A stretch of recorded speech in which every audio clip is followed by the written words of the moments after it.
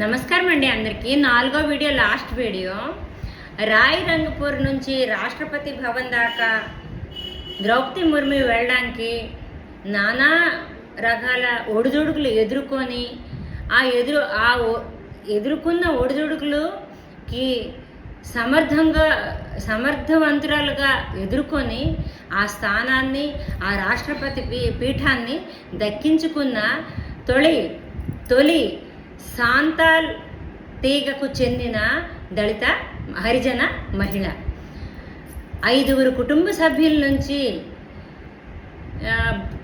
2 కుమారులు, భర్త అకస్మాత్తుగా 2-3 సంవత్సరాల్లో తన జీవితంలో నుంచి వెళ్ళిపోయాక డిప్రెషన్లోకి వెళ్ళిపోయి కూతురు ఇతిశ్రీ ముర్ము మరి తను ఇద్దరే.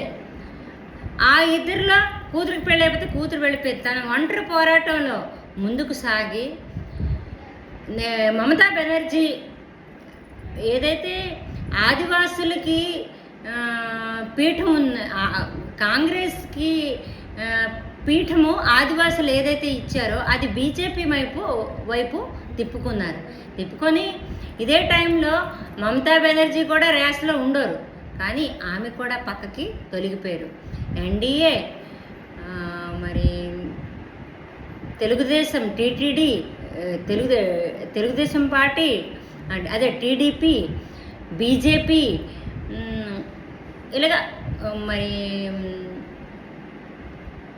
బిజు జనతా పార్టీ, బీజేడీ, ఇవన్నీ కూడా సపోర్ట్ తీసుకొని ఆ ఒక్క 26th జూలై 2022లో రాష్ట్రపతిగా ఓత్ తీసుకున్నారన్నమాట.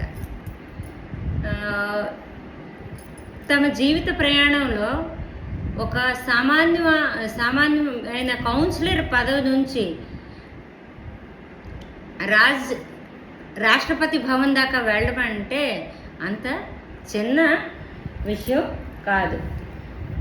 ఎందుకంటే ఎన్ని ఒడిదుడుకులు ఎదుర్కొన్న, డిప్రెషన్కి వెళ్ళారు, చాలా కష్టాలు పడ్డారు. కానీ అత్యంత తక్కువ కౌన్సిలర్ స్థాయి నుంచి ఆ స్థాయికి వెళ్ళడానికి ఆవిడి నైతిక విలువలు, సాధారణమైన జీవితం, రాజ్యాంగ విలువలు ఇవన్నీ కూడా ఆవిడికి మనుషుల తాలూకా మనసుల్ని ఆకట్టుకొని, మనుషులే కాదు పెద్ద పెద్ద మంత్రులు ప్రతి ఒక్కళ్ళ మనసుల్ని ఆకట్టుకొని ఆ స్థాయికి వెళ్ళగలిగే సత్తా తెచ్చుకున్నారనమాట. అది అంత చిన్న విషయం అయితే కాదు. అందరం కలలు కంటాం, కళ్ళు కండం వేరా, ఆ కళ్ళని నెరవేర్చుకోవడం వేరా. ఆవిడ కళలు కూడా కనలేదు.